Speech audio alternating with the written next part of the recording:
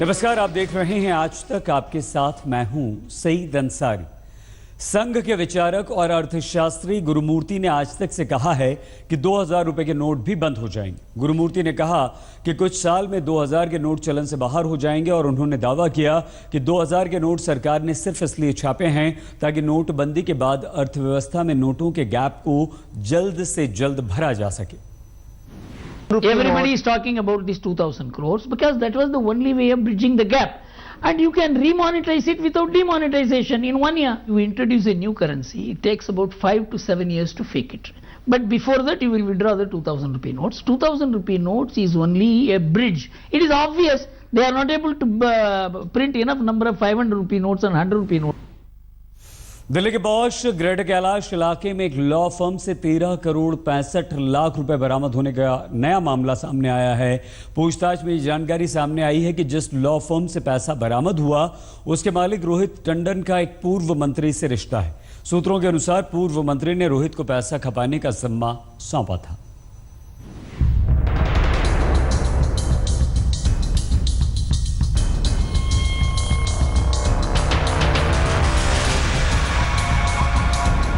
दिल्ली के posh greater Kailash की सफेद इमारत में यह किसका खजाना था?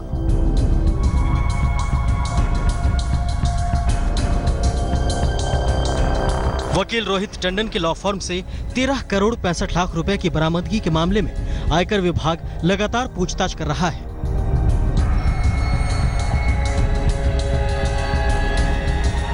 आज तक को सूत्रों के जरिए जो जानकारी मिली है उसके मुताबिक रोहित टंडन के तार एक पूर्व केंद्रीय मंत्री से जुड़ते नजर आ रहे हैं। सूत्रों का दावा है कि रोहित ने पूर्व मंत्री का पैसा जमा कराने का जिम्मा लिया था। बताया जाता है कि आयकर विभाग की टीम को टंडन के ठिकाने का पता एक्सिस बैंक की चांदनी चौक शाखा के मैनेजर और कर्मचारियों से पूछताछ के बाद मिला था। दरअसल एक्सिस बैंक के 44 बैंक खातों में कई खातों के मालिक अपने पतों पर नहीं मिले थे, जबकि कई खाते बड़े ज्वेलर्स के पाए गए। सूत्रों के मुताबिक ज्वेलर्स से पूछताछ में ही एक पूर्व मंत्री का नाम सामने आया। फिलहाल पूर्व मंत्री, ज्वेलर्स और टंडन के रिश्तों की जांच की जा रही है। साउथ दिल्ली के पॉश इलाके में GK1 का ये वही जगह है जहां पर इनकम टैक्स डिपार्टमेंट ने दिल्ली क्राइम ब्रांच के साथ रेड डाली थी और यहां करोड़ों रुपए की नकदी बरामद हुई थी, जिसमें पुराने और नए नोट थे और पता चला कि रोहित टंडन नाम का आदमी है जिसकी लॉ फर्म है, उसके पैसे हैं। आयकर विभाग और ईडी को रकम के असली मालिक की तलाश है। सूत्रों का कहना है कि रोहित टंडन ने जांच एजेंसियों से कहा है कि यह पैसा गाजियाबाद के एक बिल्डर का है।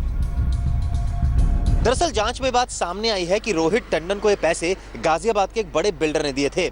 ऐसा रोहित टंडन ने आईटी और ईडी की जांच में बताया है। बहरहाल अब ईडी और आईटी के अधिकारी उस बिल्डर का पता लगाने में जुट गए हैं। साथ साथ पूरी तहकीकात इस मामले की जा रही है। रोहित टंडन पहली बार आयकर विभाग की निगाहों में नहीं आया है। पहले ज्यूज लॉ एसोसिएट्स और फिर T&T फर्म चलाने वाले रोहित के फर्म पर इससे पहले 2014 में भी छापा पड़ा था। तब टंडन के ठिकाने से 125 करोड़ की बेनामी संपत्ति मिली थी। गौरतलब है कि छापे से ठीक पहले टंडन ने जोरबाग इलाके में 100 करोड़ का बंगला खरीदा था। रोहित टंडन के 18 बैंक खातों की पहचान अब तक हो चुकी है। आयकर विभाग और प्रवर्तन निदेशालय ये पता करने की कोशिश कर रहा है कि कहीं विदेशों में भी उसके खाते तो नहीं हैं। चिराग गोठी के साथ शिवेंद्र श्रीवास्तव, दिल्ली, आज तक। नोटबंदी की वजह से एक तरफ कैश की कमी से आम आदमी परेशान है तो दूसरी तरफ सियासी कुश्ती भी शुरू हो चुकी है। ओवैसी जैसे नेता तो नोटबंदी को मजहबी रंग देने से भी बाज नहीं आ रहे। ओवैसी ने किस तरह नोटबंदी को मजहबी रंग दे दिया है, देखिए। नोटबंदी पर ये नई थ्योरी है। चैलेंज के साथ कह रहा हूं, मुसलमानों के पास 1% 2%। या यूं कह लीजिए कि नोटबंदी जैसे विशुद्ध आर्थिक मुद्दे को भी मजहबी रंग देने की कोशिश की है मुसलमानों के स्वयंभू नेता असदुद्दीन ओवैसी ने। बैंक की नई शाखा कहां खुलेगी, ATM मशीन कहां लगेगी, ये सब करेंसी की खपत ट्रांजैक्शन की सीमा के आधार पर तय होता है। लेकिन ओवैसी जैसे नेता को इसमें भी मजहबी साजिश नजर आती है। ये ओवैसी जैसे नेताओं के तंग नजरिए वाली सियासत का ही नतीजा है कि बहस असली सवालों से छिटक कर कहीं और केंद्रित हो जाती है। बहस नोटबंदी के नफा नुकसान, सरकारी इंतजामों के अच्छे बुरे पहलुओं पर होनी चाहिए। चर्चा का मसला ये है कि आखिर हमारा बैंकिंग सिस्टम अचानक इतना भ्रष्ट क्यों दिखने लगा है? करोड़ों की नकदी का जखीरा कहां से निकल रहा है? दिल्ली के लॉ फर्म में करोड़ों की कैश की बरामदगी में अब एक पूर्व मंत्री का नाम सामने आ रहा है। यानी कि काले धन के कुबेरों के पीछे सियासी ताकतें हैं। अब तो मोबाइल फोन में ही आपकी बैंक आ गई है। खबर यह भी आ रही है कि पीएम मोदी ने बैंक में गड़बड़ी करने वाले अफसरों को बेनकाब करने का पूरा इंतजाम कर लिया है। देश भर में बैंक की 500 शाखाओं का स्टिंग हुआ है, जिनमें पूरा कच्चा चिट्ठा दर्ज है। बस भ्रष्ट अफसरों पर कार्रवाई की चाबुक चलना बाकी है। ये मोदी सरकार का इरादा है, जिसमें नोटबंदी को कामयाब करने का संकल्प दिखता है। आज तक ब्यूरो। नोटबंदी का 34वां दिन है। 3 दिन से बैंक बंद है। अब हम आपको 4 शहरों के एटीएम्स का रियलिटी टेस्ट दिखाते हैं। दिल्ली, नोएडा, लखनऊ और जयपुर। किस तरह से देर रात तक लोग लाइनों में यहां पर लगे रहे, क्या इन्हें कैश मिला या नहीं, आप खुद देखिए। नोटबंदी के 34वें दिन भी पैसे के लिए लंबी लाइन में है इंडिया। कैश की किल्लत ऐसी कि सर्द रातों की भी परवाह नहीं रही। ये तस्वीर दिल्ली के दिल कनॉट प्लेस की है। वक्त है रात के 1:40। जब आज तक की टीम यहां पहुंची तो सिर्फ 2 एटीएम ही काम करते दिखे। दोनों एटीएम में लाइन इतनी लंबी कि खत्म होने का नाम ही नहीं ले रही थी। ना अभी तक एटीएमओ में पैसा आया है। एटीएमओ के अंदर एक मशीन चल रही है और दूसरी नहीं चल रही है। तैयारी ठीक होती तो फिर ये परेशानी नहीं होती ना। तैयारी ठीक नहीं है। बिल्कुल गलत है सर, बिल्कुल गलत है, बिल्कुल गलत है। ये कोई फायदा नहीं है। लोग सुबह से शाम हो जाती है, पैसे नहीं मिलते, सब परेशान होकर जाते हैं। काम काज भी वैसे बंद है। और अब देखिए वीवीआईपी एटीएम का हाल।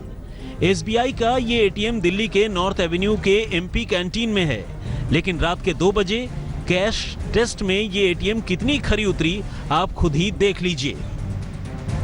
अधिकांश एटीएम के बाहर या तो लंबी लाइनें लगी हैं या फिर इस एटीएम की तरह सुनसान नजारा आपको देखने को मिलेगा। और ये एटीएम कहीं और नहीं बल्कि एमपीज कैंटीन के पास नॉर्थ एवेन्यू इलाके में भी है। बड़ा पॉश इलाका है। यहाँ पर आमतौर पर नेताओं का आवागमन लगातार होता रहता है।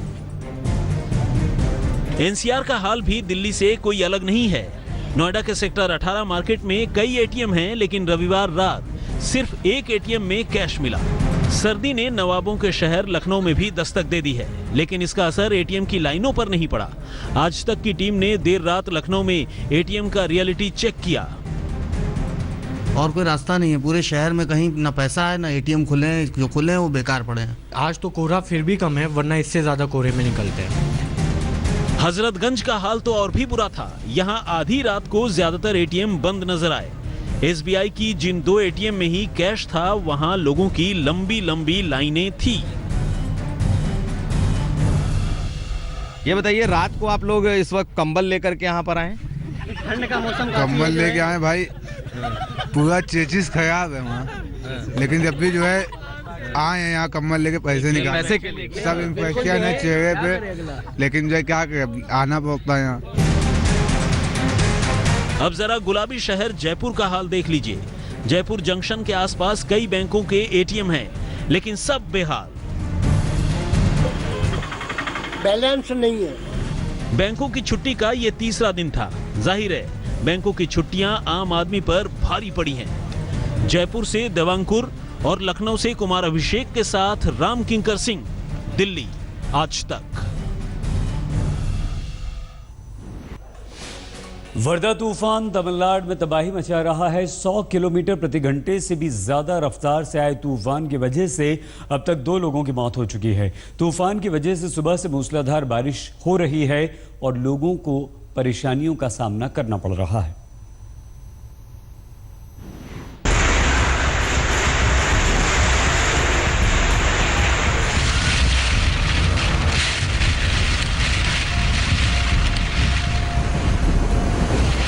चक्रवाती तूफान वर्धा की ये डराने वाली तस्वीर चेन्नई के ईस्ट कोस्ट रोड की है।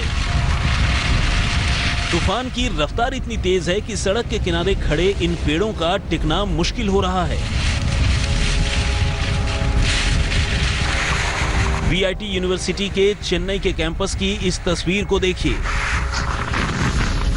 प्रचंड तूफान में यूनिवर्सिटी की इमारत मजबूती से खड़ी है, लेकिन कैंपस में सैलाब सा मंजर है।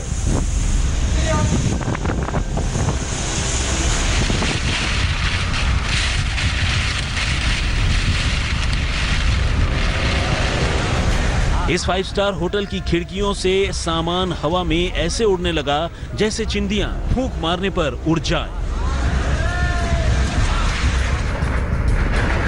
ये ऑयल टैंकर भी तूफानी हवाओं के थपेड़े के सामने किसी खिलौने की मानिंद पलट गया। मौसम विभाग का कहना है कि हवाओं की रफ्तार 120 किलोमीटर प्रति घंटे तक पहुंच सकती है। जम्मू कश्मीर में इन दिनों एक वीडियो वायरल हो रहा है। वीडियो में डिप्टी एसपी रैंक का एक अधिकारी कश्मीर यूनिवर्सिटी के कुलपति प्रोफेसर खुर्शीद इकबाल अंद्राबी की कार के शीशे से काली फिल्म निकालता हुआ दिखाई दे रहा है। इस घटना के दौरान वीसी को करीब 15 मिनट तक सड़क किनारे खड़े होकर इंतजार करना पड़ा।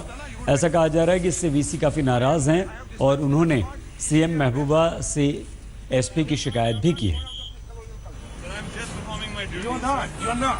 Extremely sorry. You're not.